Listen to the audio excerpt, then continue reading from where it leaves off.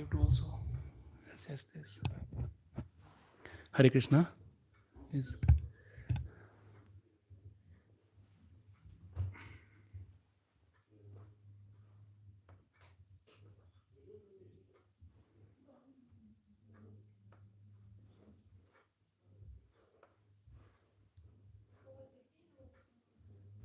yes, I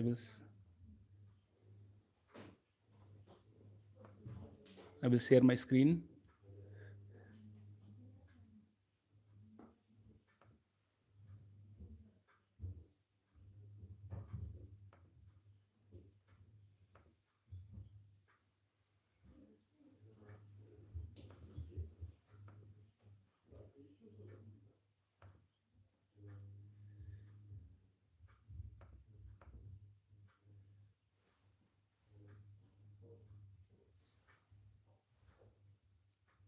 Yes.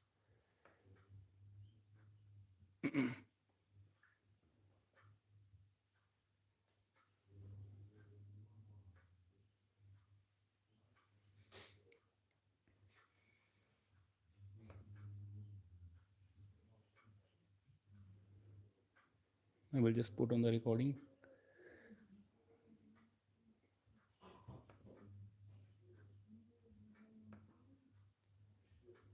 Recording in progress.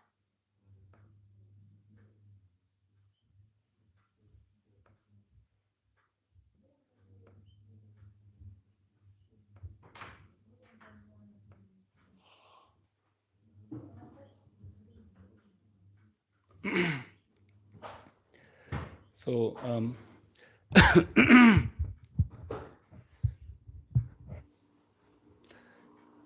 a warm welcome to everyone for this class on books are the basis. This is the week celebrated, which is derived by ISKCON Ministry of Education, and our GVC is promoting this week that every temple should read the books of Srila Prabhupada, the small books of Prabhupada especially. We normally focus on the big books of Prabhupada, Bhagavatam, Bhagavad Gita, Chaitanya Charitamrita, but we should also read the small books. So this is a particular week where we are more focusing on the small books of Srila Prabhupada. So yesterday we started with the first book, and the title of the first book we took is On the Way to Krishna. We discussed this book, and we also discussed some fundamental aspects. I will also give a short repetition, short overview today also again. So before we begin, let us do the Mangalacharan, the short Mangalacharan, to invocate the auspiciousness. Most of you already know these verses, so you can sing with me together. ॐ अज्ञानतिमिरन्धस्य ज्ञानञ्जनशलाखया चक्षुरुन्मिलितं येन तस्मै श्रीगुरुवे नमः। नमः ॐ विष्णुपादाय कृष्णप्रेष्ठाय भूतले श्रीमते भक्तिवेदान्त स्वामीनिति नामिने। नमस्ते सरस्वते देवे गौरवाणी प्रचारिणे निर्विशेष शून्यवादी पाश्चात्य देश तारिणे। जय श्री कृष्ण चैतन्य प्रभु नित्यानंद श्री अद्वैत गदाधर श्रीवासदि गौर भक्त वृंद।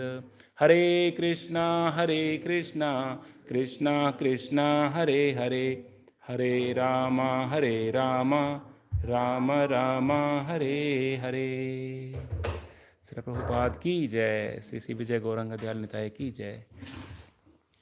So yeah, a warm welcome. Thank you very much to join everyone online and offline, online over the Zoom and offline in our Gauradesh temple. Today is the Sunday morning. We have a beautiful dressing of the deities today. The most beautiful deities, Sri Sri Vijay Gauranga Dayal Nitai, are present here. And I am very, very grateful and very thankful to all of you to give me this opportunity to talk about the small books of Srila Prabhupada in this special week, books are the basis. As I mentioned, this week is promoted by ISKCON Ministry of Education and our GBC.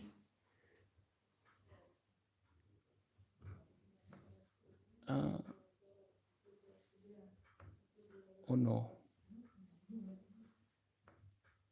Yes.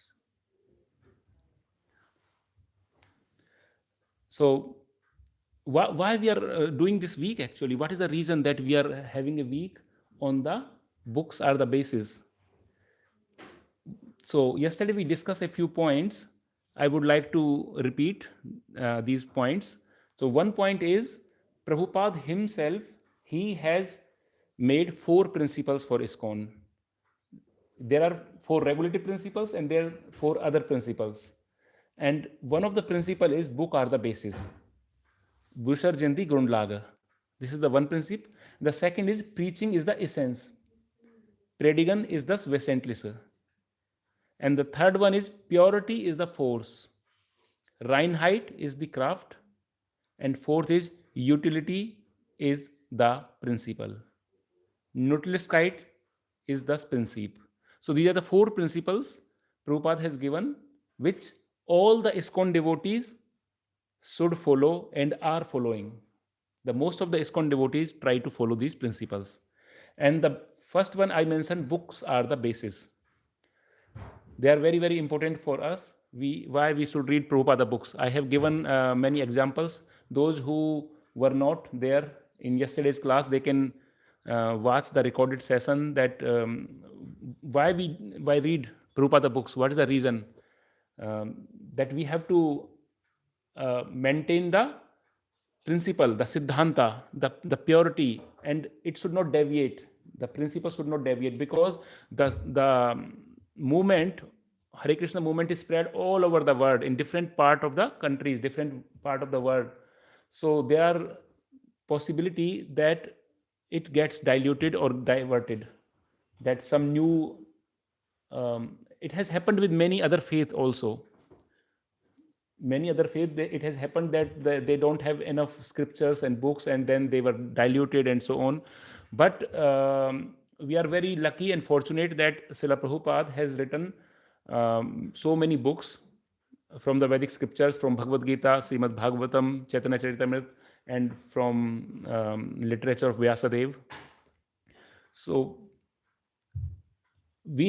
but why Prabhupada has written these books? He has written these books so we can read them for his disciples, for disciples of disciples, and for the future generation. He has written these books that we can make our life successful.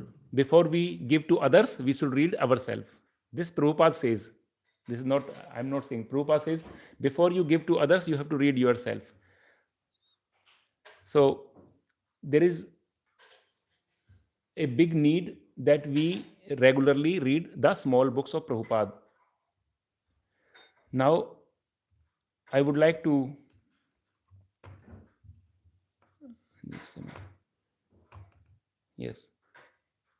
I would like to spend a few minutes about how we should read the books. So yesterday I discussed this point in very detail. Today I will just make a very short overview that when we read the books of Srila Prabhupada or any books, any scriptures, any Vedic scriptures, especially any scriptures, then we have to take care of 3 things. 3 things are very important for reading any scriptures. First is Sravanam, to hear, attentive hear or reading. Sravanam or Swadhyay or reading. There are 2 ways of getting the knowledge. One is Sravanam by hearing and one is Kirtanam. Like Kirtanam, I am doing Kirtanam and you are doing hearing. And when you yourself sometimes do Kirtanam, you do, when you read, you read out and then you also listen. So you do both things, reading and listening. So listening is very, very important. Either you listen from somewhere else or you listen yourself, your own self. So this is called Sravanam. This is the first step in the reading, that you have to get to a nice clean place, a fixed schedule, fixed time, and good Satogun. You have to create yourself in Satogun, and then you have to make a promise to yourself that now this time is fixed for reading the books. for me. In 24 hours, we get 1 hour or 45 minutes, whatever, every day, regularly. And as I mentioned, this is our appointment with Srila Prabhupada. This is a very important appointment. Just put in your calendar appointment with Srila Prabhupada, because Prabhupada is speaking through his books. He is talking with us. Yesterday we discussed this point, that how to talk with Prabhupada, how to get the association of Srila Prabhupada. We can get the association of Srila Prabhupada through his books. He himself says that you can associate with me through my books. So make an association with him. Then you have to put an appointment in your calendar, meeting with Prabhupada from evening 8:30 to 9:30.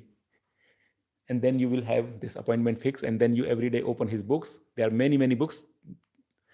And I mentioned yesterday that we did a course, book reading course, like in 4 years before, 2021 to 2023, we did a book reading course. We identified 27 books of Srila Prabhupada, and we divided these books in 3 levels: level 1, level 2, level 3, depending on the level of advancement. 3 levels. I have this chart I can share with all of you. And then we started from book 1 and until book 27. So it took around 2 years, 2.5 years now. But in between we have some pause and some vacation. So it was like not 100% continuous. We have some pause also. So I will say 2 years is okay. And then we were reading only 5 pages per day, 6 pages maybe or something per day, very thoroughly. And how to read those pages now I want to tell you. So first is reading, and second is Mananam. Mananam means contemplation, that we have to contemplate on this. We have to make reflections. What I read, what I was reading, why it is important for me, why Prabhupada is writing this, what is the reason that he is writing. And this is one thing, that what I was reading, reflection. And why I'm reading, what I'm reading, why I'm reading, that we have to make a reflection in our mind the whole day. Like a cow is chewing, like cow is putting so much of fodder and grass in the mouth, in a organ, and then she slowly rumination, it is called rumination, or kuan kawan nak them freshen wieder na. You understand what I use? No, German or? Yes. So kawan, wieder kawan, the cow is hours and hours and hours, na, stunden. She's just doing. She's getting all the rasa from this grass, fodder. She's getting. So we have to also get this rasa, but then we have to do mananam, reflection, contemplations. Then after that, most important part. Until now, what we did in Sravanam and Mananam, we just get some gyan, we get some knowledge. Do you agree with me? When we do Sravanam, like we hearing, like you are hearing now, or you are reading the book, that time you are taking some gyan, some knowledge. Are you agree or not? Gyan, we are taking some gyan. And when we are doing Mananam, this is also, we are Mananam gyan, contemplating on the gyan. But gyan is not enough. Gyan is not enough. Knowledge is not enough. We have to convert it to Vigyan. Vigyan. Vigyan is Vises Gyan. In Sanskrit, it is Vises Gyan. And what is this Vigyan? In English, it is realized knowledge. Like one is knowledge and one is realized knowledge. When we convert this knowledge to the practical application in our life, practical application. Like Prabhupada says in his books, every time repeating, each page you can read, we are not this body, we are the soul. We read it, and okay, we are not the body. But if we apply in our life, if we get some situations where we don't act as per body, we act as per soul. Humility. Humility comes when we act as per soul, like Jivera Swarupa Krishnera Nityada. So we have to apply in our life. So when we are reading Prabhupada books, each line, each sentence, we have to see how I can apply in my life, how I can make it practical. Then it becomes Vijnana, realized knowledge. And this is important, and this is called third step. What is third step? Nidhi Dhyasanam. Nidhi Dhyasanam is deeply meditating to fully realize the truth. Whatever we read, we do a mananam, reflection, contemplation, and then Nidhi Dhyasanam, to Imbibe is the right word in English. Imbibe means to apply in the life, to make it realized knowledge. It will come during the chapter. I will like there are some chapters in this book which I will read the necessity of nidhi dhyasana will come. I will explain there also. To deeply meditating to fully realize the truth or imbibe. Realization into direct experience. We need direct experience. This is important. Otherwise, it has become a theory. There are two things, theory and practical. So, first two part are theory. But theory is also important. If you have no theory, how you will do practical? So both are important. Both are complementary to each other. So now, um,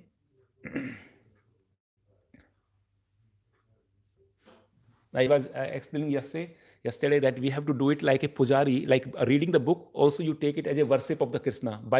Because Krishna says in Bhagavad Gita, chapter number 18, you can, while reading Bhagavad Gita, when you read Bhagavad Gita or any scriptures, then you are worshipping me by buddhi, by intelligence. This is one sloka in chapter 18.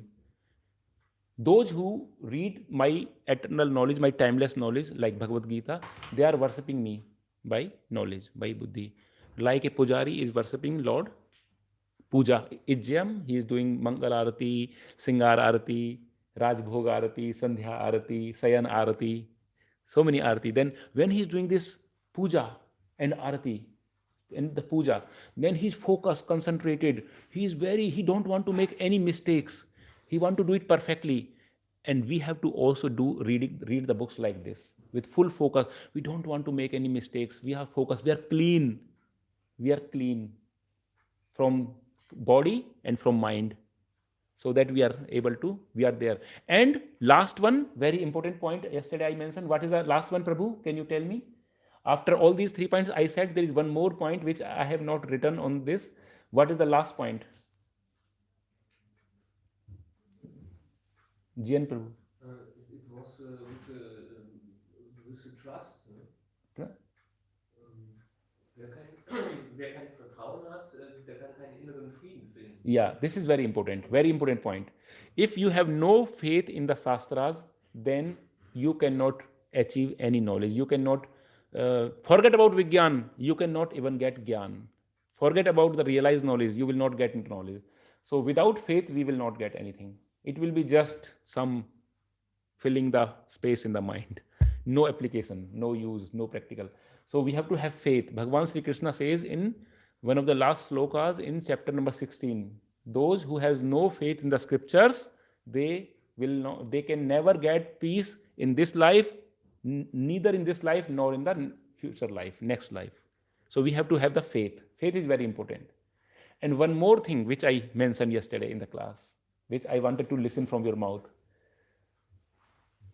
Anyone from the online, what I said, when we are reading a book or starting a new book, what is our, or we are reading every day, then we start reading, what we pray, what we do. Yes, Prabhuji, thank you so much. Thank you. You really got the point. You are making notes. So one of the main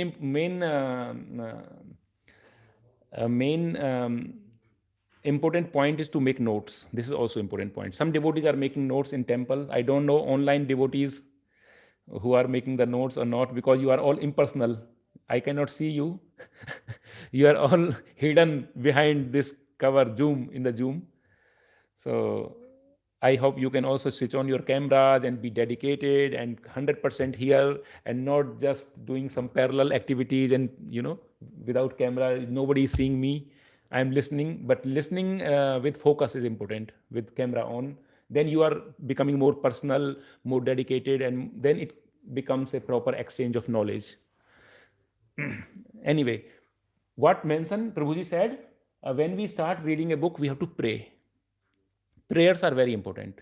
We have to pray to the Lord and to spiritual master that I want to start now reading. Please give me intelligence. Dadami buddhi yogam tam. Bhagavan Sri Krishna says, Bhagavad Gita, if you pray, if you follow the yoga system, then I give you buddhi, I give you intelligence. And without that intelligence, we cannot learn anything. Although we think we are very intelligent, we have studied in university, and I had the best noten. I have the best grade in my school, But this is just material level of intelligence. For spiritual subject matter, we get intelligence by praying to the Lord and by praying to the spiritual master. That's why we say, Om Agyan Timirandhasya Jnananjana Salakhya Chakshur Unmilitam Yene Tasmai Sri Guruve Namaha. My eyes are filled with darkness of ignorance. My eyes, when I'm born with darkness of ignorance. But my spiritual master opens my eyes with the torch of knowledge, with the torch light of knowledge. And we have to pray, please give us this torch light of knowledge, so that our eyes are open and we can read. So this is the basic fundamental aspect, why we should read Prabhupada books and how we should read Prabhupada books or any scriptures. Now we go to the chapter, the real chapter which we want to cover today, or the book actually. So today's book is Perfection of Yoga.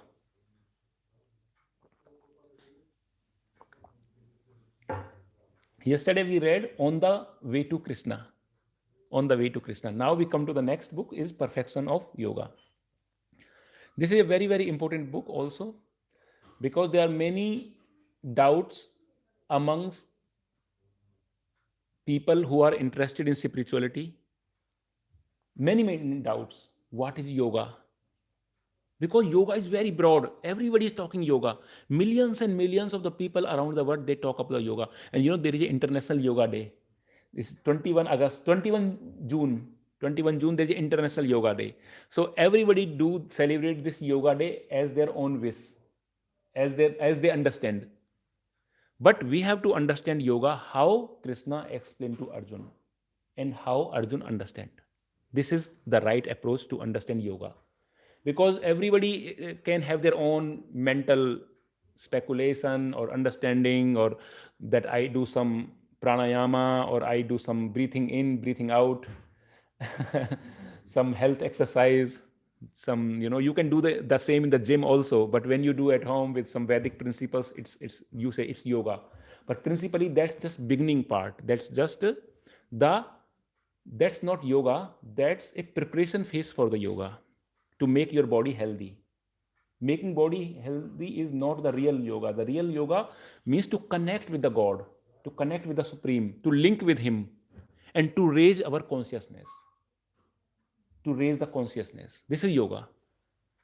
By just health improvement, it's good on the material platform, on the material level. We should do it. We should also let pranayam, yoga, everything, these exercises are all. But that is not the real yoga. Now, this discussion, what we are doing here today, this will tell us what is the real yoga.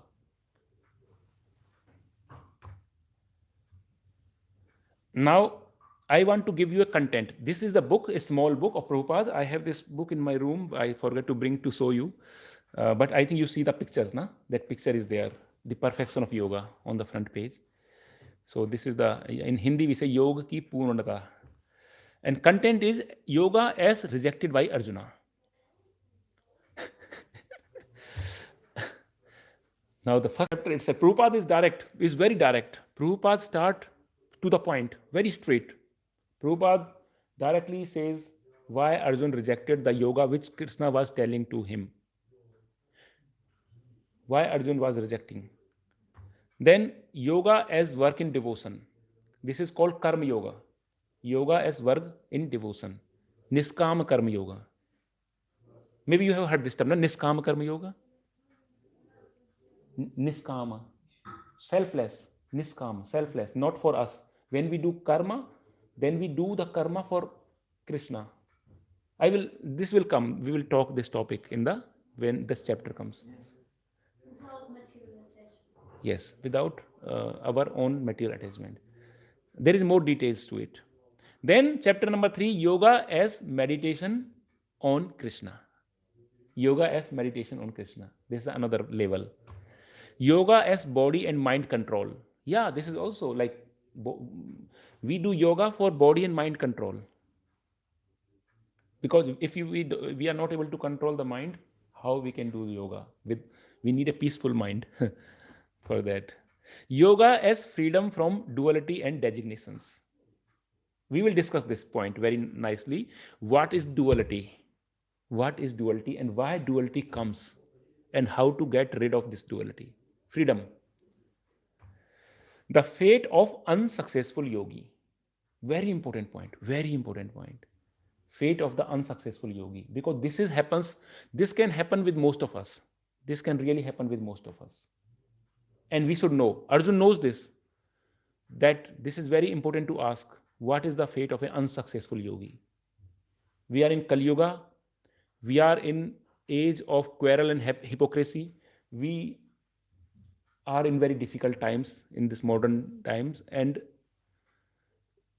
the situation may come that we leave, we don't pursue further, that we don't continue further. This is happening with many people.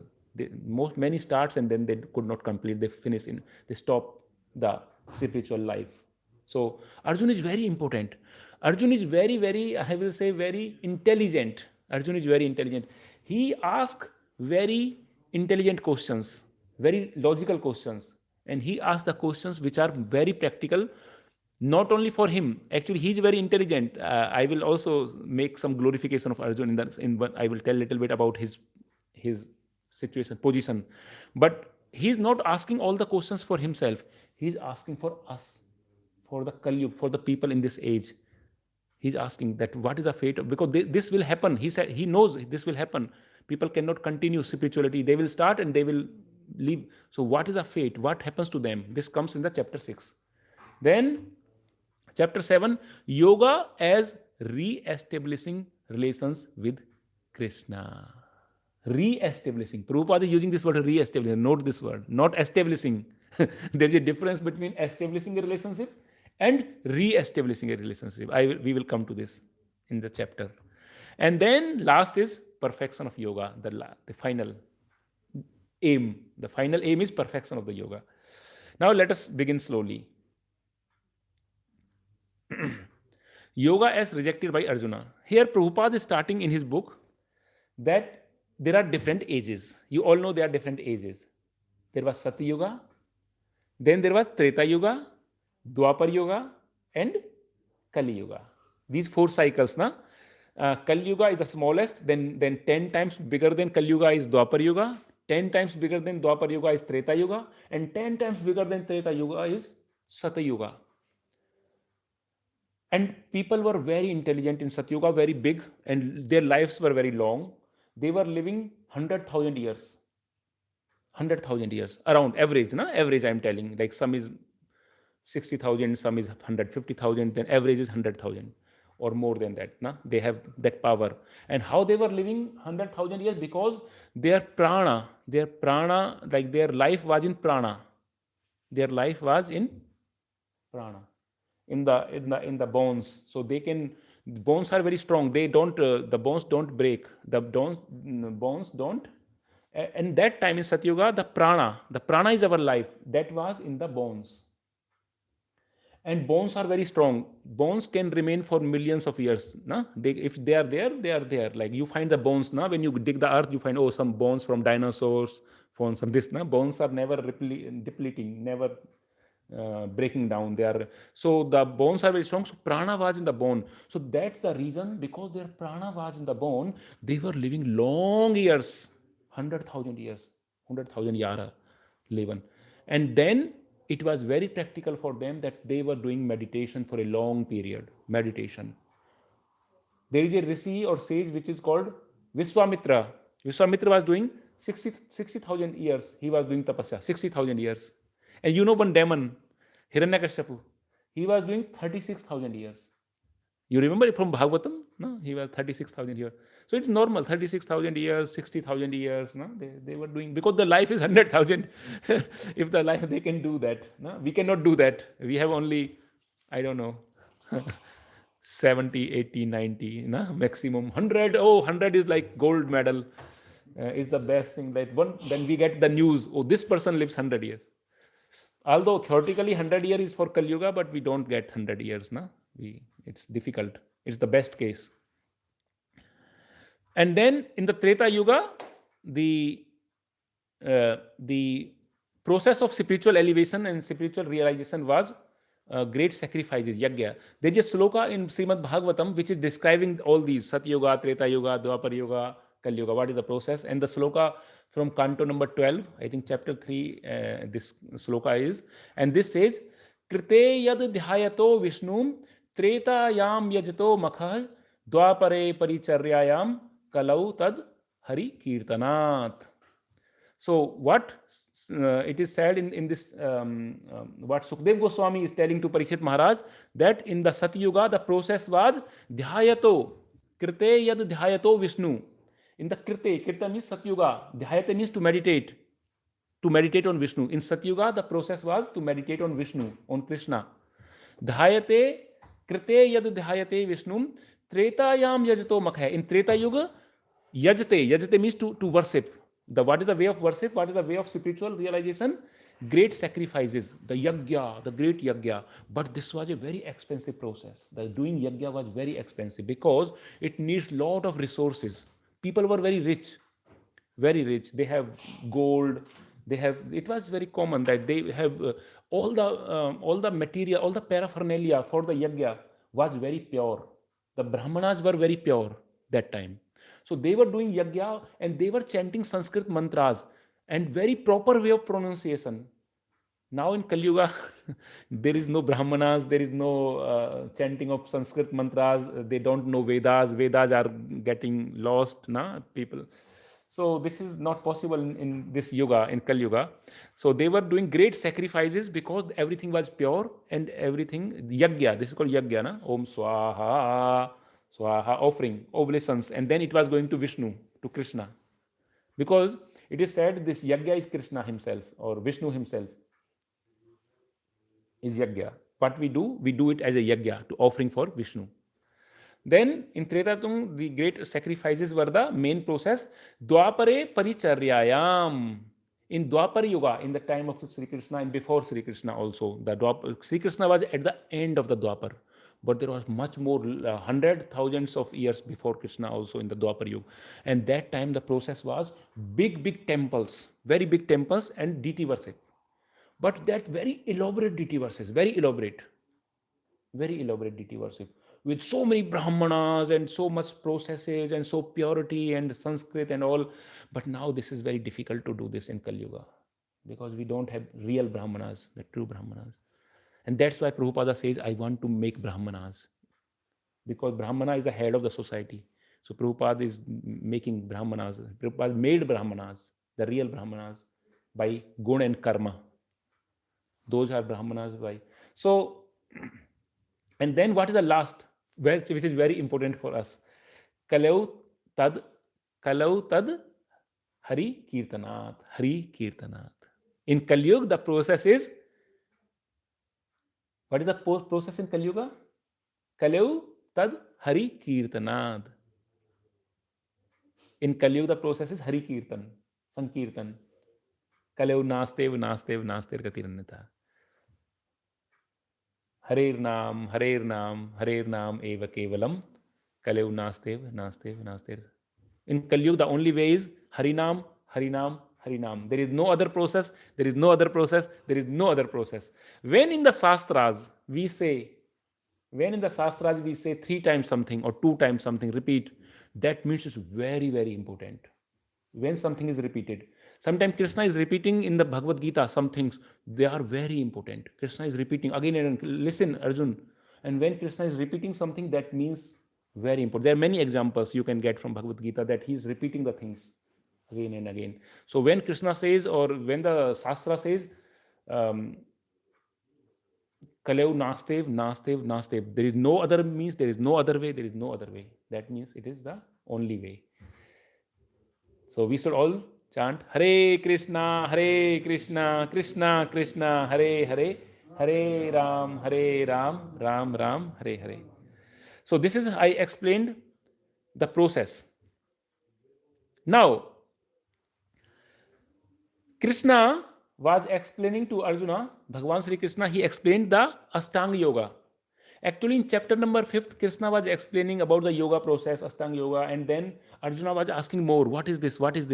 And then Krishna was telling to Arjuna that you have to sit at a secluded place, close your eyes only half, not full, only half. Then there is a special asana. There is a special asana. There is a special posture. There is a special time, special place, no, very secluded place. And then Krishna was telling many things: how to eat, how to sleep, no, how to live, and Arjuna, and control your mind. This will come. Then Arjuna said to Krishna, "Oh, this is really too much for me. This is too much for me." But why Arjuna says to Krishna, "This is too much for me"? It was really not too much for Arjuna. Arjuna is very intelligent. He was in Dwapar Yuga. He was the most intelligent person at that time because he understood Bhagavad Gita in 1 hour.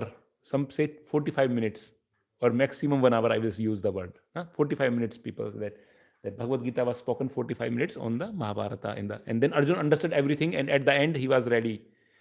Now I understood. He said the statement, now I understood everything and I will follow what you say. Arjuna understood in 45 minutes or 1 hour. But we can take lifetime. We cannot understand Bhagavad Gita. This is our situation. You can compare with Arjuna and us, our situation. And one time, one of my devotee friend, very senior devotee friend, he read Bhagavad Gita 9 times. The whole Bhagavad Gita. And when he read 9 times, it is with purports, with contemplation, with everything. And he was doing Nidhi Dhyasanam also, not only contemplation, everything. So he was doing 9 times he read Bhagavad Gita. And then he went to his Guru Maharaj. And he said, "Guru Maharaj, oh my spiritual teacher, by your mercy, by your grace, I have finished Bhagavad Gita 9 times. Please instruct me. How much time should I read normally? What is the maximum numbers? Please instruct me." And then Guru Maharaj says, "Minimum 100 times. So this is the situation, you see. Minimum 100 times. So if we see that, oh, now we are doing a Bhagavad Gita course, diploma course, 18 chapters in 18 days. we have 18 chapters in 18 weeks. We did this course now, and only last chapter is remaining. I have to finish this last chapter. And we should not think that our Bhagavad Gita is done, 18 chapters in 18 weeks. No. It's just inspiration course. It's not finishing. Some people might think, oh, I did Bhagavad Gita. I finished all the 18 chapters. But it was just an overview, just one chapter each week. So it was not a real, it was an inspiration. It was to awaken the spark. Now you have to do the real reading by word, line by line, and each purport. And then not 9 times, 100 times, as per his Guru Maharaj. One day when Prabhuji was asking John Prabhu that I have read Bhagavad Gita, but it's already long, I have to do it again, I want to read. So he's right, we have to read again and again and again. So this is our situation. So Arjun was very intelligent. He was Mahabhaho, very, very powerful. Krishna says, you are Sabyasachi. Sabyasachi means who can do archery by 2 hands. Like he can throw the arrows by both hands. Only people can do by one hand. The greatest archer can do by one hand, but he was doing 2 hands. And he is Gudakesh. Gudakesh means he has win over the Nidra, over the sleep. He has win over the... Who has win over the sleep? Who out of us has win over the sleep? Have we been over our sleep? If we don't sleep 1 day, 2 days, 3 days, what is our situation? What is our situation? If we don't sleep 1 day or 2 days, next day we are gone. We cannot concentrate. We cannot do anything. If we don't sleep. But Arjun was Gudakesh. Gudakesh means he has mastered over the sleep. If he don't sleep for many, many days, nothing happens to him. This was the situation of Arjuna. And he was very powerful. He was Dhananjay. Like he has earned so much dhana, wealth. He was very wealthy. Prince. And he even fight a battle with Lord Shiva when he was in Vanvas, and he win the battle. So with the Lord Shiva, he was so powerful. He has all the Divya Astra, and he was very intelligent. So such a Arjun who has this status, such an intelligent, powerful Arjun, he says, "Oh Krishna, sorry Krishna, I cannot do this yoga, what you are telling to me. Tell me some other process." So now go, what is happening here? Arjun said, "For the mind is restless, turbulent, obstinate, and very strong. O Krishna, and to subdue it, it seems to me more difficult than controlling the wind. So I told you just now we were sharing the glorification of Arjuna. So Arjuna was a very powerful personality. He was a Sabyasachi. He can do archery by both hands, and he was Godakesh, and he was Dhananjay, he was Mahabhau, and he has been from Lord Shiva, and he was directly with the same body, with this material body. He was in the heaven, in the Indra lok, with the material body. Nobody can go with the material body to the Swarga lok. It's impossible almost, but Arjun was able to go because of blessings of Krishna. So Arjun was such a person, and now this person is saying, "Oh Krishna, I can stop the wind." Who can stop the wind here? Can we stop the wind? Prabhu, we can stop the wind? Try, like, stop, like, catch it. Catch. The wind is flowing, there is a wind, and then we should stop the wind. Who can stop the wind? We have developed so much technology. We have developed great satellites. We are going on Mars. We have already gone to moon, so-called moon yatra, so-called. And Mars, we are sending some satellites on the Mars. But can we stop the wind? No, we cannot stop the wind. Arjun says, I cannot stop the wind. So what about us? We are going to the moon and Mars, but we cannot stop the wind. And Arjun says, although I can stop the wind, but I cannot control my mind. So mind is so powerful. Mind is very powerful. Like in the Shastra, there is a Hitopnisad. There is Upanishad. So there is a sloka. I forget the real sloka, but I have the essence of that sloka, which says the mind is like a monkey. Mind is like a monkey. Monkey is like, here and there. He's never silent. He's never at one place. He's just running here and there. And if the monkey is bitten by a scorpio, bichu. Scorpio, when it bites, it's most painful in the world. When the scorpio bites, it's very painful. Like, you cannot sustain the bite of the scorpio. When it bites, it just take the pranas. It take the pranas. People just cry. And when, suppose there is a monkey, it is bitten by a scorpio. How can you control such a monkey? Like, and now the same monkey, furthermore, he takes some alcohol. he drinks alcohol. He's already bitten by a scorpio. Now so this situation of a monkey, the mind is like this. It is not, our mind is not a normal monkey. It's a monkey bitten by a scorpio, drinking alcohol, and when this stage, this is the mind. So Arjuna is saying, I can control the wind, but Sri Sri Vijay Gauranga Dayal Nitaya ki jai. But I cannot control my mind. 6.34. Yoga as rejected by Arjuna. So Arjuna says, Arjuna heard the explanation of the meditational system of yoga, how to sit, how to keep the body straight, how to keep the eyes half closed, and how to gaze at the tip of the nose without diverting one's attention. All this being conducted in a secluded place alone.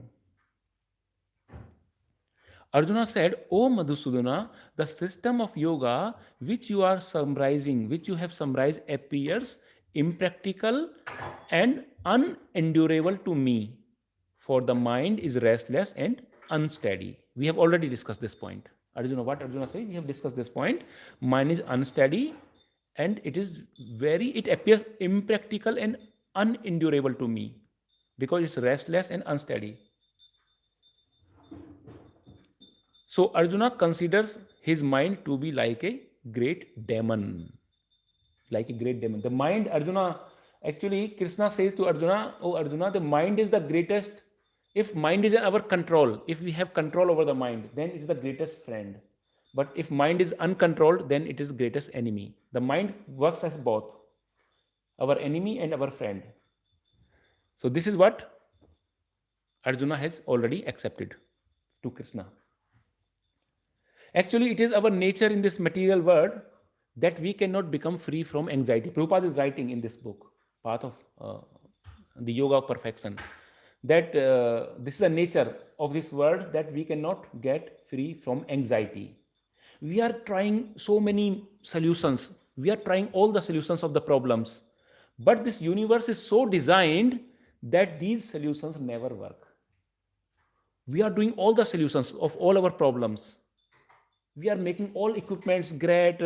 We are doing so much of research and so much of technology, but we can never solve our problems, these problems, anxiety and all. It remains, it is increasing actually. It's further increasing our mental anxiety and all these things. So, what is further in this chapter number 1? Arjuna was praised by Krishna as the only man worthy of understanding Bhagavad Gita.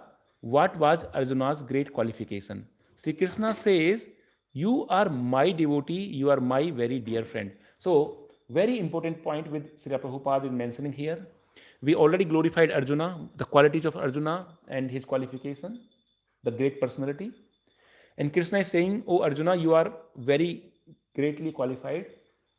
You are the one who is eligible for listening Bhagavad Gita, for this knowledge, for understanding Bhagavad Gita, because you are not because you are a prince, you have all the wealth of the world, or you can stop the wind, or you are you are a good archer, na? Very good yodha, warrior. No. This is not the qualification Krishna is talking about.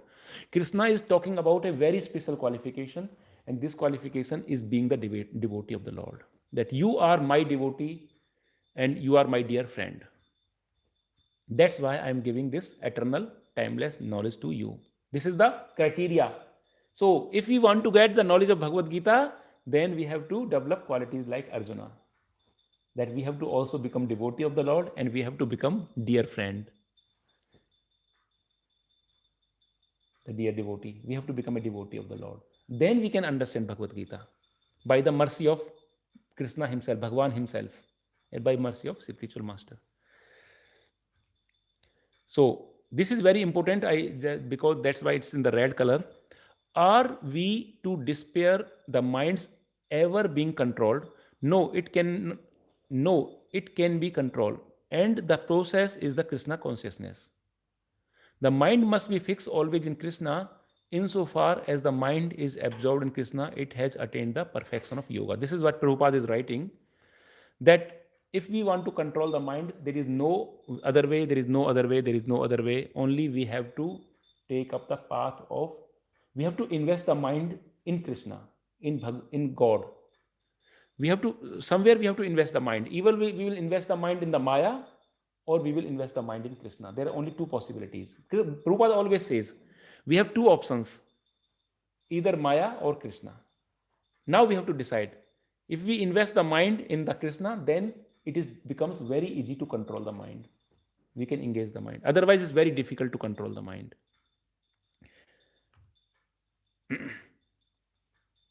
So, in this age, that's the reason now. The conclusion is that why Arjuna rejected this yoga system, Ashtanga yoga system, and the controlling of the mind and all, because by doing dhyana yoga, Arjuna says that it is not possible to me to follow this because I cannot control my mind. That's why I cannot follow this yoga system. So Arjuna rejected this yoga system, but this yoga system was valid for Sat Yoga. And also in Treta Yoga and Dwapar Yoga, some practices were going on. Some sadhus, some sages were doing this system because they were still so pure and elevated. But in Kali Yuga, this will not work. So instead of all the perfections from other processes, Bhakti Yoga is the one process by which we can realize the perfection. And that is the chanting of the mantra.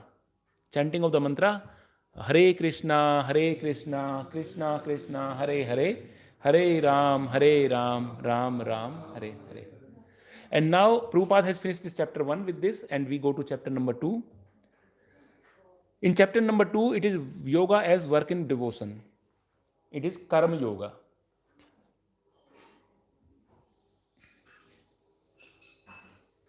So, Bhagavan Sri Krishna is giving a yoga ladder in Bhagavad Gita. There is a process. There is someone who cannot follow the highest form of bhakti, who cannot practice the highest form of bhakti. Because for that we need some sukriti and some sanskar and some surrender. We need the surrender. So if we cannot follow the highest form of the bhakti, like gopis were following that bhakti, then Krishna is telling us, because there are people in this world with different level of intelligence and different desires. Everybody has their own journey, own sanskaras, past life sanskaras, own desires, and own level of intelligence. So one process will not work for everybody. So Krishna is giving options, many options. So one of the option Krishna is saying yoga as work in devotion. Like, oh Arjun, those who cannot practice the Ashtanga yoga by mind control, then they can do karma yoga. Karma yoga. There are two things. One is karma. Some people say, I am like, for me, karma is puja, work is worship. It is famous in India. In India, na, people say karma hi puja hai, work is worship.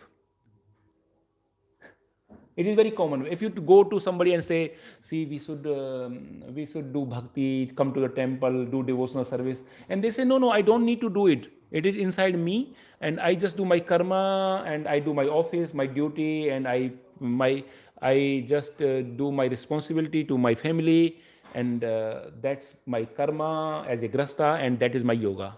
No, that is not the yoga. That is because a thief is also doing karma. A thief is also fulfilling the family.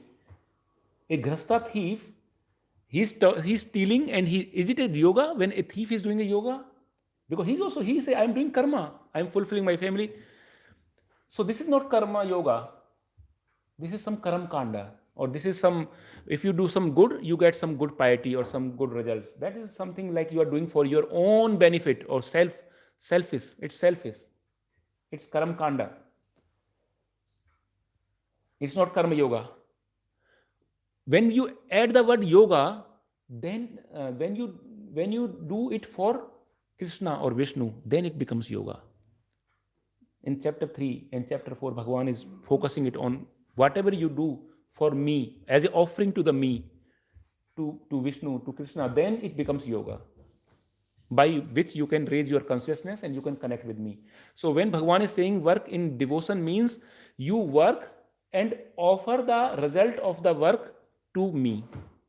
Then it is called Niskam Karma Yoga, that you are working and offering the work to me, the result of the work to Guru and Gauranga, to Krishna.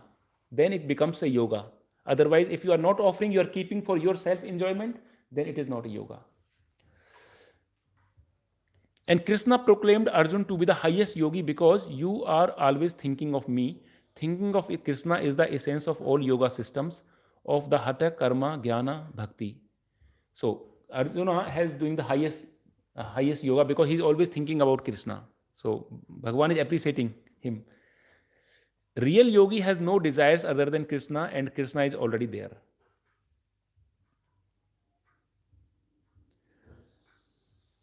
Krishna says that the actual yogi is he who has surrendered himself fully unto me. Actually, we have a wrong conception. Some people think that those who are in saffron dress, they are yogis, they are sannyasis. No. This is very wrong conception. One cannot become a yogi or sannyasi just by dressing. It is the consciousness which makes one yogi or sannyasi.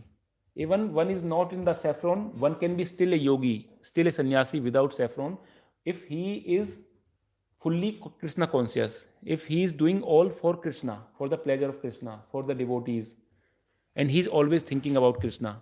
There are some people, they go to pilgrim places or dhama or some tirth places like Haridwar, Rishikesh, Kasi, Prayagraj, and then they say we are yogis, we are sannyasis, but their mind is always flickering here and there. Sometimes there are some examples, they go there, they leave the family, grasta life, everything, children, they become suddenly Vairagi. I am Vairagi, Vairagya. I become a Vairagi. And I go to Haridwar or Rishikesh or any tirth, and I leave everything. And I do some austerities. And then with the austerities, they become very dry. And there are desires in the mind, always desires in the mind, because they are doing austerities on the bodily platform. But mind is not free. Mind is still running here and there. As Arjun says, mind is chanchalat manah Krishna. Oh Krishna, this man is very chanchal. This mind is very, very chanchal. So sometimes they leave the home, family, everything, and they go to the dham, that place, Tirtha, and they find a nice, beautiful girl or woman, and then they marry and they settle down. This has happened. This is happening. This is not something new, I am telling. They left everything as a dry renunciation. I want to renounce, I want to become a yogi, but they cannot control the urges of the senses, especially mental urges, the mind. And then they marry. So what is this yogi? It is a yogi. He is a bhogi. There is a two words, yogi, bhogi. Bhogi is sense enjoyment, sense gratification. What is called renunciation is the same as yoga or linking oneself with the Supreme. For one, no one can become a yogi unless he renounces the desire for sense gratification. Krishna is saying to Arjuna wonderfully, such a nicely, no one can become a yogi unless he renounces the desire for sense gratification. It works from the mind, mentally. We have to engage our mind. Yen ken prakaren manah Krishna nivesyati. Yen ken prakaren. By hook and crook, by any means, you have to invest your mind in Krishna and not in Maya. In Bhagavad Gita, there are three basic types of yoga delineated: Karma Yoga, Jnana Yoga, and Bhakti Yoga.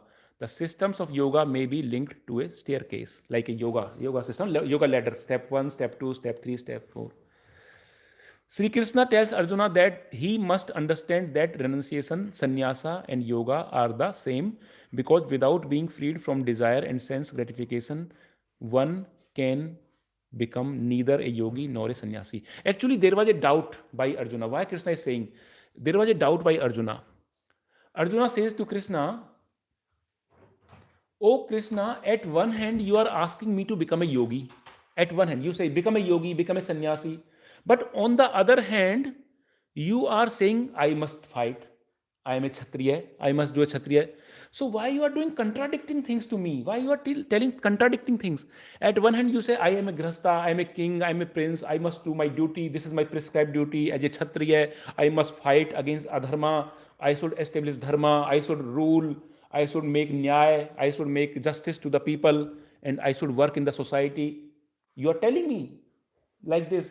But on the other hand, you say me, oh, Arjuna, become a yogi, become a sannyasi. Then Arjuna is asking, why you are contradicting? Why you are telling me two different things? How a Grihastha can become a yogi or sannyasi? How a person who is fighting on the war foot, a fighter, can become a sannyasi? This question may come to our mind. Then Krishna is saying, no, Arjuna, you have misunderstood me. You have misunderstood me. The sannyasi doesn't mean he's in saffron and he has renounced everything, that he don't need any car or mobile or house, or he go to the forest in Himalayas in a cave and he become a sannyasi, he's on meditation. No, I'm not talking such a sannyasi. You as a Grihastha can also become a sannyasi. Just just invest your mind in me and do all the things. Mam anusmran yuddha chay. Krishna is saying to Arjuna, Mam anusmran yuddha chay. What does it mean? Mam anusmran yuddha. Do your duties.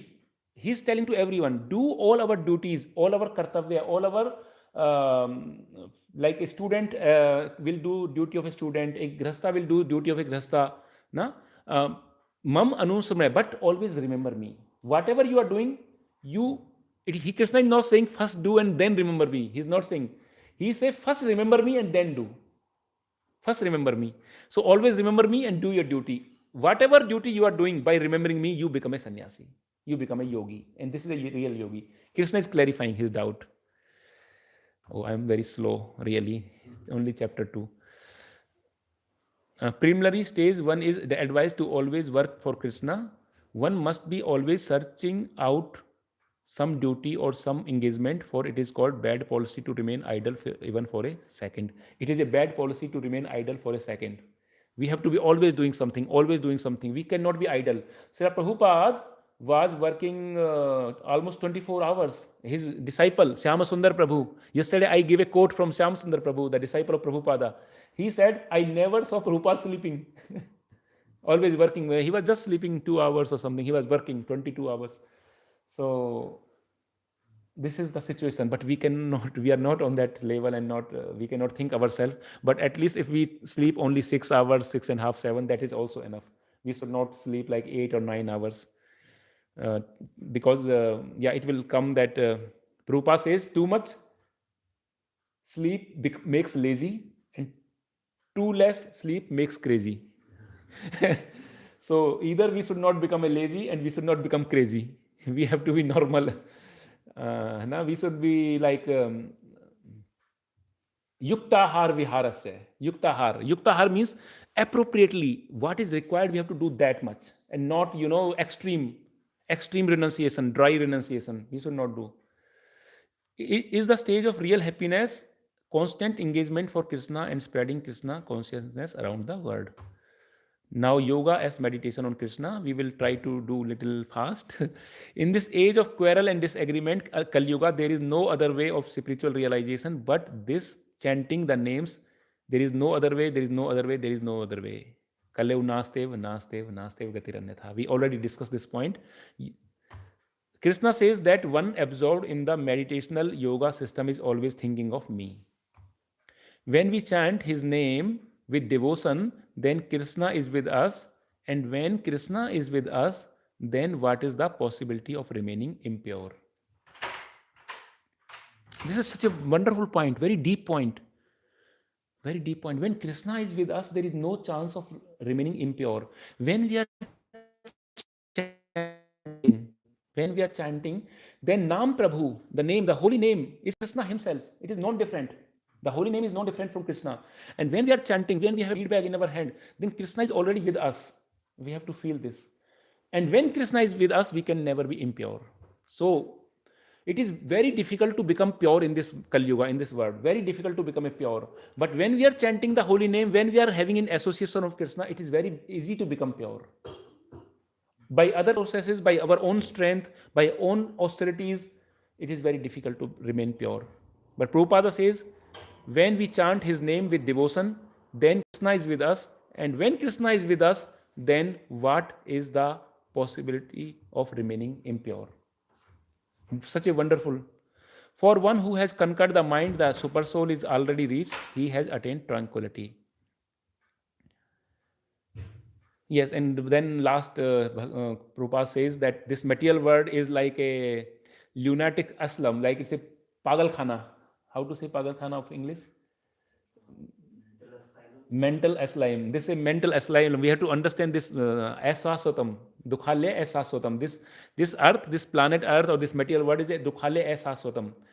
So we have to get out of it to the real home, our eternal home, our true home, to the kingdom of God. Now, 4th chapter is there, yoga as body and mind control. Yeah, this is very important. He whose mind is controlled and strives by right means is assured of success. That is my judgment. What is meant by striving by right means? One has to try to follow the 4 basic principles. Actually, it is very difficult for people. Dear Prabhuji and Mataji, I will take 10-15 minutes more because this is a seminar, and so I have to finish the book, complete book. So we need, but now we have only few slides left.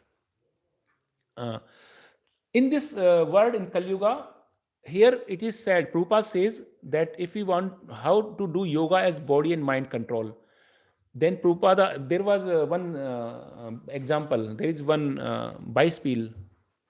There was a god brother of Srila Prabhupada, and he was in London. And he was asked by someone asked him, I want to become a Brahmana. How to do, what to do to become a Brahmana? What should I do? This is a natural question that if that I want to become a Brahmana, what should I do? And then God brother of Srila Prabhupada says, it was a very earlier times, even before Prabhupada came here. Then the sannyasi says that if you want to become a Brahmana, the first step is to become a human being. The first step is to become a human being, and then only we can become a Brahmana. And how to become a human being? First, follow the 4 regulative principles. This was his answer. If you want to become a Brahmana, First, follow the 4 regulative principles. And what was the answer of that person? I am very sorry. Then actually he was asking what is the regulative principle. He said, okay, no meat eating, no gambling, no intoxication, no illicit sex. And when we hear this, no meat eating, how I will remain? No intoxication? Like all these things, when he heard, okay, sorry, Sadhu, sorry, Swamiji, it is not possible for me. So in this age of Kali Yuga, it is very difficult to do austerities, to do control, to do follow the regulative principles. People don't have that. So this is very difficult. One should work very moderately, eat very moderately, gratify the senses very moderately, and keep his life as free from anxiety as possible. Yes, this is one wonderful thing, that we have to work moderately, and eat moderately, and sleep moderately. I was just discussing, not too lazy, not too crazy. We have to do moderately. Madhyam marg. In Sanskrit, it's called Madhyam marg. Madhyam means middle. Marg means path, middle path in everything. Like a donkey, he is working. Donkey has so many green grass around, but he don't look at that. He don't use it. He don't have intelligence to know that I can eat this green grass and make my life successful without working. But the donkey is carrying so much of load. He is making 100 rounds a day, and each round he is carrying 70, 80 kilo, 100 kilo. And 100 rounds means 10,000 kilo every day he is carrying, for example, or if not 10,000, 5,000 kilo he is carrying every day, here, there. And what his master gives to him, what he gives to him as a result of working? Maximum 1.5, 2 kilogram of the grass. A donkey is carrying 10,000 kilo weight every day, and he is getting 2 kilogram of the grass. Only for this 2 kilogram of the grass, he is working so much day and night, carrying load carrying. Although he has that grass available, Bhagwan has given this grass freely in the nature. He can eat this grass, but he is not intelligent enough. And this is the situation of human being also in Kali Yuga. That because of our less intelligence, we are working day and night, we are workaholic, and we are like, the people are considered very great actually. When you say, yeah, he's a workaholic. In the material life, he's a workaholic, he's working so much. Yeah, and some parents say, my son, his father has given, we have given him 1 shop, and out of 1 shop, he made 10 shop. He's so hardworking. My son goes 6 o'clock in the morning and return 10 o'clock in the night. We are so proud of my son. And what he's doing? Donkey job. And at the end, what he get? 2 kilos of the grass. And for that he is working. And then some urlav in a month. And this grass is urlav for him, because he gets this urlav in one time in a year or 2 times. And for this urlav, he is working whole year, because one time I can do my urlav. And what is this? Sorry, I'm already extending it too much. When the yogi, by practice of yoga, disciplines his mental activities and becomes situated in transcendence, devoid of all material desires, he is said to have attained yoga. So these are all, yes, Krishna is describing yoga. Yeah.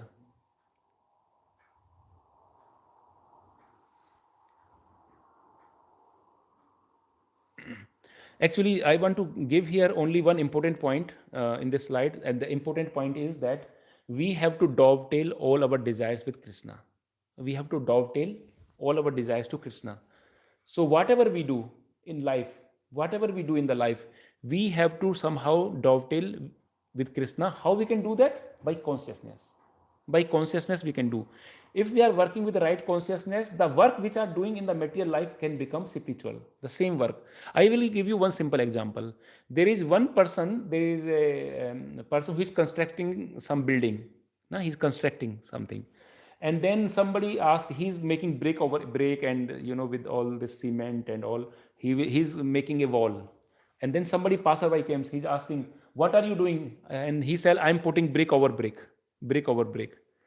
And then the other person, then there is a second person, he's also doing the same job, and he's putting brick over brick. But then he was asked, what are you doing? He said, I'm making a building. I'm making some building, he said, the second person.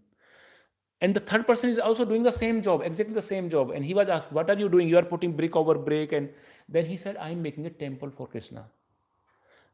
this makes all the difference. Like he knows this is called work with knowledge, working with knowledge. Karma with gyan. When we do karma with gyan, this becomes bhakti. We have to do karma with gyan, with knowledge. With knowledge, this is called Krishna consciousness, Prabhupada says. And we have to dovetail all our desires with Krishna. We should not have any independent desires, not our own independent desires. So here, Krishna is saying, for one who has conquered the mind, the super soul is already reached, for he has attained tranquility. To such a man, happiness and distress, heat and cold, honor and dishonor are the same. So because he is working on the level of soul, platform of the soul, that's why he is not feeling this heat and cold, honor, dishonor, profit and loss, all these things. This all comes on the bodily platform.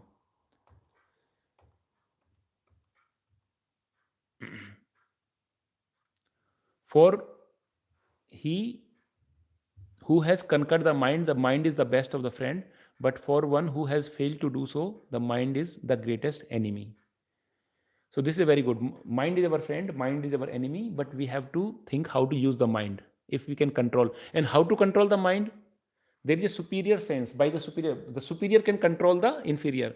The superior to mind is buddhi, is intelligence. When we purify our intelligence, then intelligence can control the mind. You know, there is a famous picture. In the famous picture, there is a chariot with 5 horses, and there is a chariot driver, and there is a person sitting. So these horses, 5 horses, are representing our senses. And the senses are running here and there. They want to do this. Eyes want to see some beautiful, ear want to listen some nice pop music and this and that. We want to taste something, the tongue. So the horses are running here and there. But then there is a buddhi, which is controlling the horses by the mind, through the mind, by the ruins, by the strings. So if the buddhi is very strong, very purified, then it can control the mind, and mind can control the senses. So this is how it works. So we have to purify the buddhi. And how to purify the buddhi? By reading the shastras, by scriptures, by reading the scriptures with faith. With faith. The yoga as freedom from duality designations. This is one slide on, yeah. And what we do, how we can make ourselves free from duality? By working on the platform of the soul. That we are not this body, we are the soul. If we are on the platform of body, we will always think we are respected or disrespected. That somebody disrespected me and somebody respected me. It's always duality. And now I am feeling hot. Why I feel hot actually? What is the reason that I feel hot when there is a hot weather? Because I have experienced the cold. Because I have already experienced the cold in the past, then I think this is hot. Because there is a relativity, cold and hot. And this is called duality. This cold and hot is called duality. Like there are 2 things always. So we experience one thing because we have experienced the other thing. This is called duality. How we experience sukh, how we experience happiness. Do you know how we experience it? Because we have experienced the miseries in the past. And because now we have no miseries, Prabhupada says absence of miseries is happiness in this material world. A gap between 2 miseries is the happiness. So there is a duality.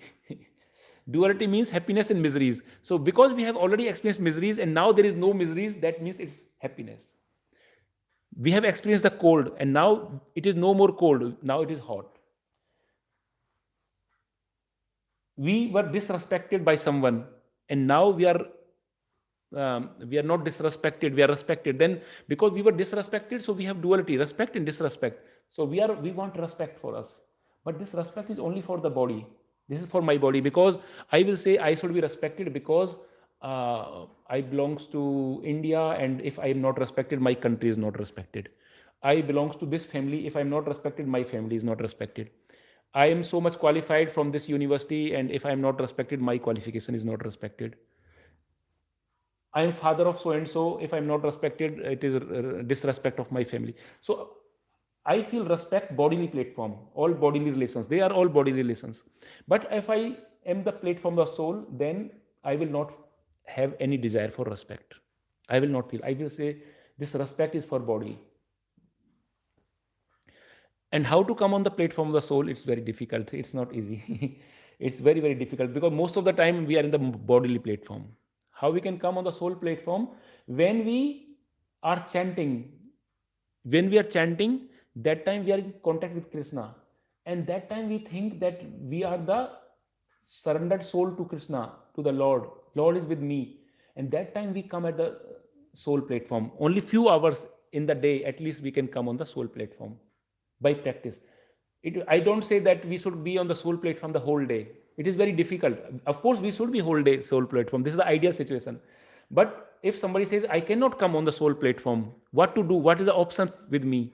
Then at least we can say, when you are chanting or when we are chanting, we should consider ourselves as the servant of the Lord, servant of Krishna, and that time we can feel ourselves as platform of the soul. And slowly we increase this consciousness. I am saying this to myself. I have to do this. I have to do this. I'm not able to do this until now. I am also always bodily platform. It is not that I'm telling you all these things. I'm just telling the language of, like the instruction of Prabhupada. This is not from my side. So when I say we have to be on the soul platform, I'm struggling myself. So please bless me that I can come also.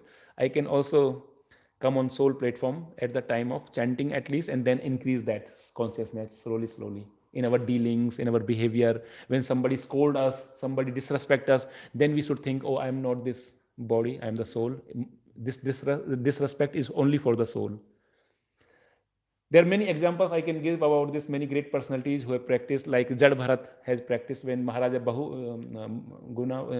Maharaja Raghu Guna was insulting him. He was already on the platform of soul, Jad Bharat, and he said, "Oh, you are just disrespecting my body. You are doing body shaming, not my shaming. So I have no effect on this." So this was a practical example from Shastras. And recently, Mahatma Buddha, he was giving some class and meditation, and then somebody was disrespecting, was scolding Mahatma Buddha, was saying so many bad things, insulting, and Mahatma Buddha was very silent, was very peaceful. He has no effect. He was in his meditation. He did not care for this insult, and that person went away. And then person thinks, "Oh, I disrespected a sadhu, a such a personality." He realized later on, I insulted him. I'm sorry. What should I do? Then he went back, and then he started appreciating Mahatma Buddha. He started appreciating, "You are great," and he tried glorified for hours. And then after the glorification, Mahatma Buddha has no effect actually. He was just as it is. When he was insulting, he was as it is, silent and in peace. And when he was glorifying, he was in peace. And then he said, "Thank you, okay." Then the person, when he insulted, he left. And when he was praising, he also left. After praising, nothing happens to him, Mahatma Buddha. So this should be our position also. Like when somebody is insulting and praising, we should think, "Oh, this is for my body. This is for my designations, bodily designations." When he's praising me, he's praising my material intelligence, my material position, and not me. And when we are doing, there is a mantra, when the pujaris do puja, those who puja, they know, they are doing a Bhuta Suddhi mantra. And in the Bhuta Suddhi mantra, we always pray, "I am not this material body, I am not this subtle body, I am the spirit soul, which is Dasanudas, like servant of Krishna. I am a spirit soul, servant of Krishna." This is what is the consciousness we should have to get rid of designations. So, what is the fate of the unsuccessful yogi? I will say this, that in Arjuna is asking, what is the unsuccessful yogi? Like, what is the fate of the unsuccessful yogi? Because there is a big chance that people can become unsuccessful in their practice of spiritual life.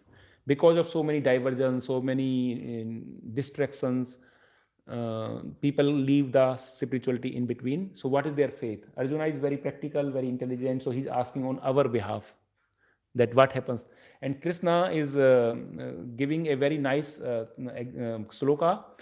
Prapaya punnaya kritam lokan usita saswatahi samah suchinam srimatam gehe yoga bhrasto bhijayate. Krishna is saying there is no loss in this path. When somebody has practiced spiritual life even for a short time, then it is a permanent asset, permanent bank account for him, permanent asset. There is no loss on the path. He get lot of sukriti, punya, piety, and in the next life, he can So what it is written here, I can just repeat as it is. The unsuccessful yogi, after many years of enjoyment on the planet of pious living entities, is born into a family of righteous people, or into a family of rich aristocracy, or he takes his birth in a family of transcendentalists who are surely great in wisdom. Verily, such birth is rare in this world. So, a person who has practiced spirituality in this life, but due to some reasons, some problems, he discontinued. In the next birth, because he has so much of piety, he go to the heavenly planet either and have lot of sukha, lot of happiness. And when he come back to the earthly planet, he take birth in a pious family, in a religious family, spiritual family, and he can continue his bhakti further by taking birth in the religious family, or he can take birth in the rich family. So such things, Krishna is saying, this is the fate, this is the result of a unsuccessful yogi. Krishna simply wants to see that we are sincere. One who takes shelter under the lotus feet of Krishna sees this material world simply as place of danger. So taking shelter at the lotus feet of Krishna is the recommendation. We discussed this yesterday also, because this whole material existence is compared with the ocean. Why this is compared with the ocean? What is the reason? Because the ocean is very dangerous. There is a crocodile, there is a shark. So big shark are there, whale, shark, crocodile, it's very dangerous. Ocean is very dangerous. There is a big chance somebody goes into the ocean and dies because it has no depth. There is so depth that you cannot get it, and you cannot cross it by your own power. You cannot cross by swimming a ocean. And this material world is also considered ocean, that we cannot cross this material world by our own power, by own Shakti, by own our intelligence, by own practice. We cannot cross this material world. That is why it is compared with a dangerous ocean, this material existence. Bhav Sagar. In Sanskrit there is a word Bhav Sagar. Bhav Sagar means ocean of material existence. Bhav Sagar. Sagar means ocean, Bhav means material existence. So, how to cross the ocean? How to cross the, Prabhu, how to cross the ocean? How people are crossing the ocean? People are crossing every day. Prabhupada also crossed this. Na? Yesterday is 13th of September. Prabhupada has 60th years of coming to Boston in USA. 60th years of anniversary when Prabhupada came to Boston by Jaladuta, by a ship. So how to cross the ocean? By a ship, by a boat. It's very simple. By a boat. By a boat. We can cross the ocean by a boat. But how to cross the ocean of material existence? What is the boat? By chanting the holy name of Lord is the boat. And by taking shelter of the holy lotus feet of Krishna. If we take shelter of lotus feet of Krishna, we hold the lotus feet of Krishna, then this lotus feet of the Krishna is the boat, is the unsinkable boat. It's not like people say we make a boat or a ship which is unsinkable, like Titanic, and they claimed it is unsinkable. They were very proud, very egoistic. This is unsinkable. And what happens, this material boat is sinkable. But when we hold the lotus feet of Krishna, this is the boat which is unsinkable. The boat of bhakti. The boat of bhakti, the boat of Harinam, the boat of holy name. And a great ocean of dangers of material existence, it becomes like a small pit hole. Like, these cows, the calf is walking on the street, and when they walk, they make an impression on the dust. And this is small hole they create, the impression. And when this impression, when there rain, the water collected there. So the ocean of material existence becomes like a water collected in the hoof of a calf. This becomes so small if we take the shelter of the lotus feet of the Lord. So lotus feet of the Lord is a boat which makes a big ocean like a small water. We cross it very fast, very easy. Yoga as re-establishing relation with Krishna. So we will quickly, do this. The absolute truth is realized in 3 stages: impersonal Brahman, localized Paramatma, and ultimately Bhagwan. So you know this, like there is 3 stages of spiritual realization. One is the Brahman realization, one is the Paramatma realization, and other is the Bhagwan realization. So Bhagwan, it is said in the Srimad Bhagavatam, Vadanti tat tattva vidas tattvam yaj yagnam advayam brahmeti paramatmeti bhagwan iti sabdhyate. Like there are three levels of realization of Bhagwan. Brahman realization, like Brahmajyoti, which is the effulgence of the Lord, like sunlight, sun rays. Then there is a sun globe, which is like Paramatma realization, and sun God, which is the Bhagwan realization. So there are three levels of realizations. So people establish connections in a different way, and as a bhakti yoga, we have connection with Bhagwan. Because we have the interactions, the exchanges with Bhagwan, the relationship with Him. So Bhagwan realization. And for the yogis, it is Paramatma realization. And for Jnanis, it's the Brahmajyoti realization, Brahman realization. So there are three levels of realizations. Now, this is the last slide, luckily. And we have actually already discussed this slide in the whole chapter. This is a summary. And this slide says, like, perfection of yoga. What is the perfection of yoga? There are many stages of yoga. One stage of the yoga is called Jnana Yoga. Jnana Yoga, that we are worshipping by Jnana.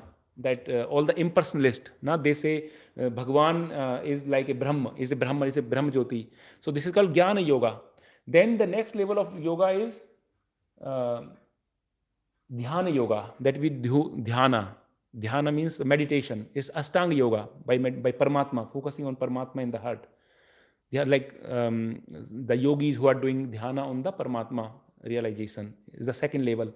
And then there is a called Bhakti Yoga. And in Bhakti Yoga also there are many levels. Bhakti Yoga is one level is when we don't do direct seva of Krishna, direct seva of Bhagwan.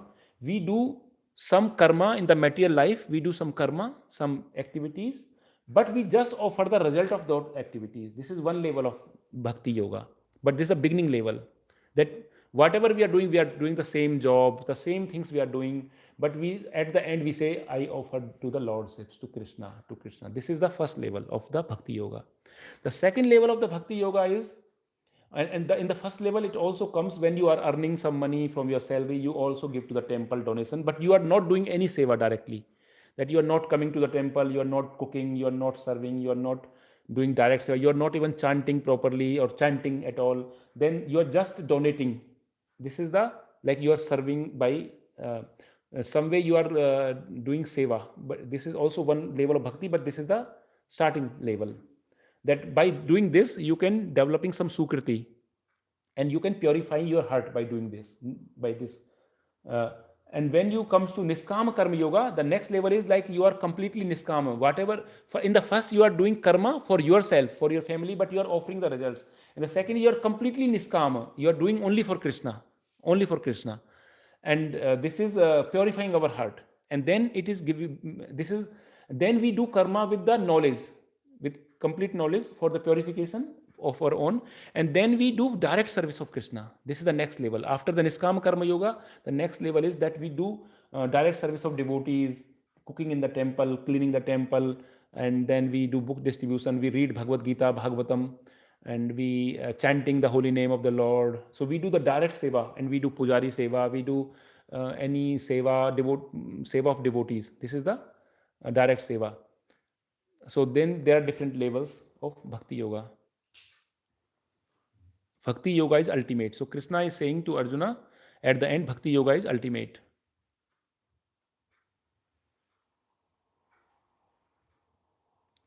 Those who are truly interested in the perfection of the yoga process should immediately take to the Krishna consciousness by chanting Hare Krishna, Krishna Krishna, Hare Hare, Hare Ram, Ram Ram, Hare Hare.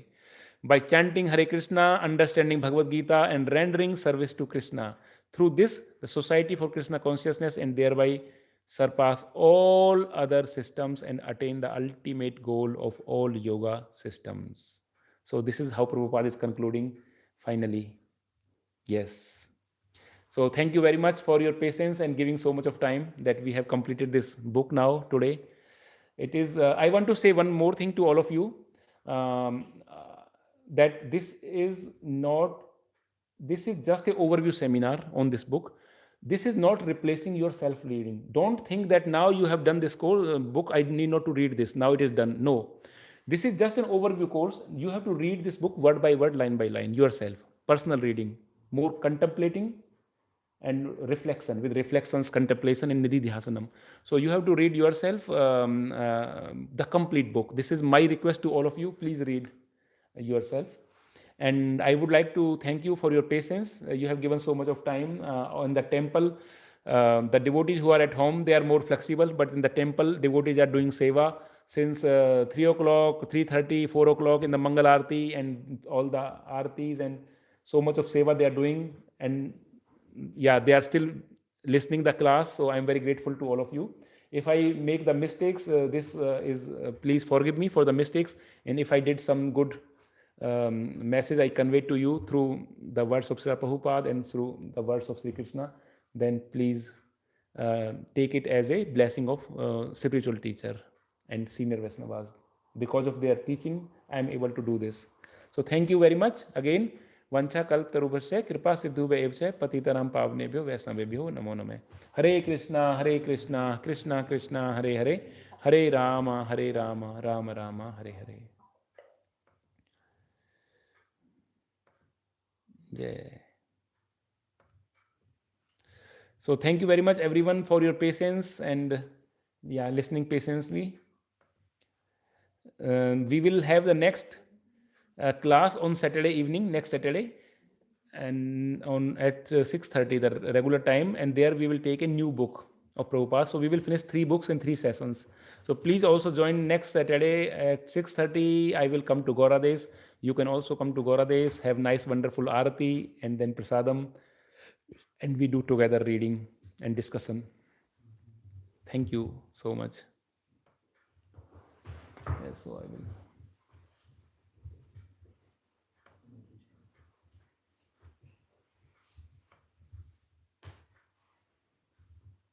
Now we will close the call.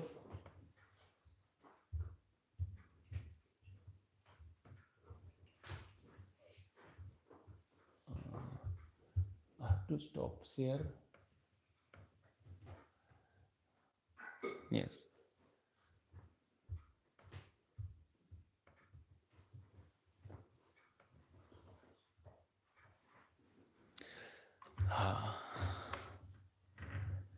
Thank you so much for your listening so patiently. You are the mother?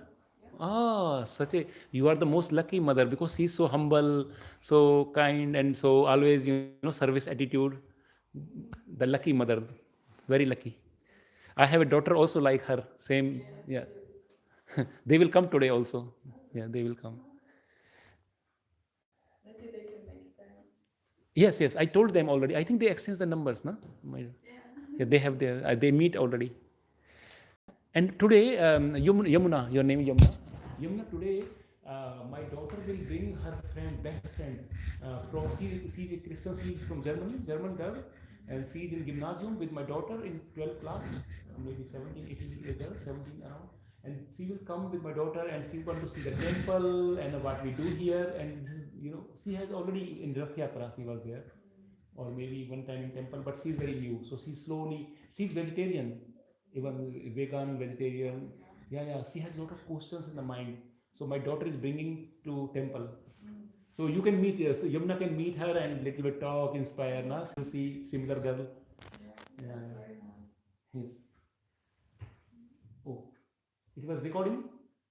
Recording all the time? You see the media can do everything. It can surprises. Yeah. But anyway, we did not discuss any other things. Okay.